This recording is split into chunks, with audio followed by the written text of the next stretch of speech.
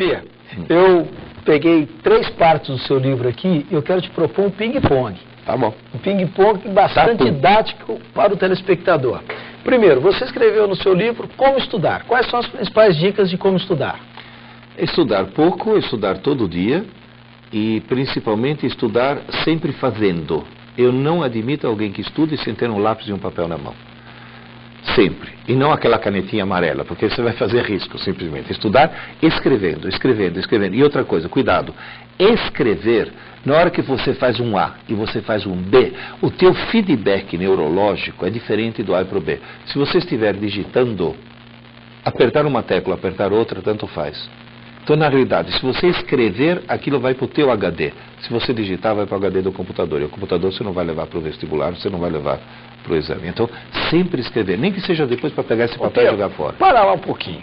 Eu quero fazer uma pergunta para você. Isso que você está falando é de experiência própria, é comprovado, é dica que é batata? Batata.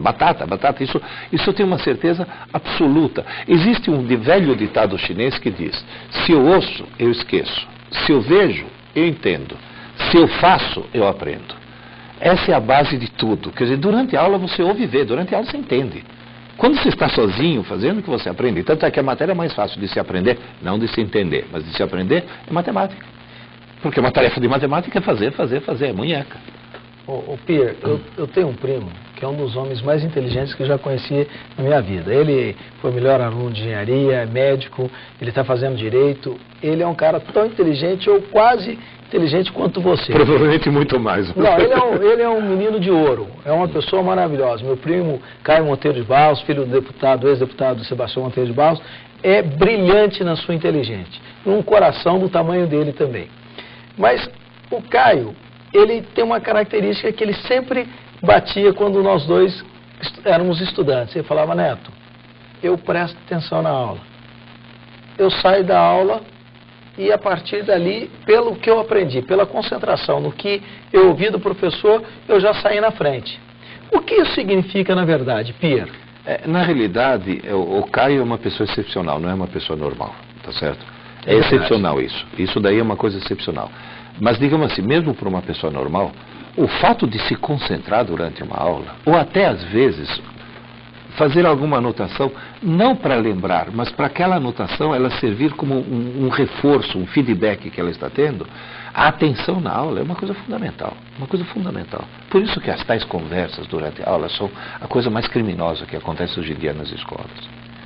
A escola mais eficiente que eu já vi até hoje é uma escola onde os alunos não são reprimidos, mas são disciplinados. É o Colégio Militar de Brasília. Fantástico.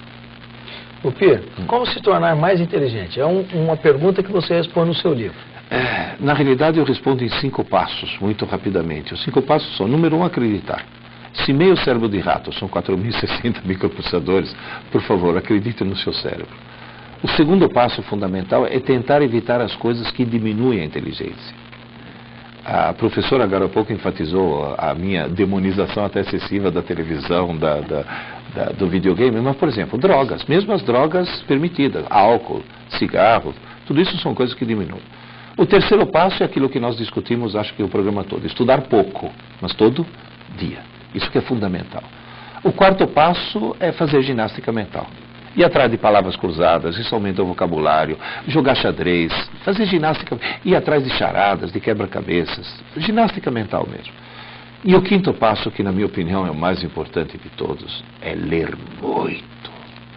Mas ler muito. Quanto mais a pessoa lê, mais inteligente a pessoa se torna. Isso outra vez, é batata. Então, isso tenho certeza absoluta.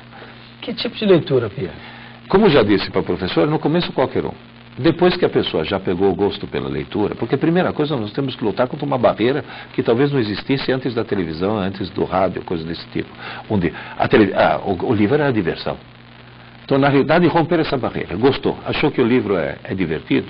E eu vou relatar um caso para a professora que ela vai gostar. Uma professora de Angra dos Reis chegou para mim e falou: professora, eu escutei sua palestra e eu parei de insistir com os meus alunos sobre a obrigatoriedade do livro. Mas eu falei sobre a obrigatoriedade da leitura.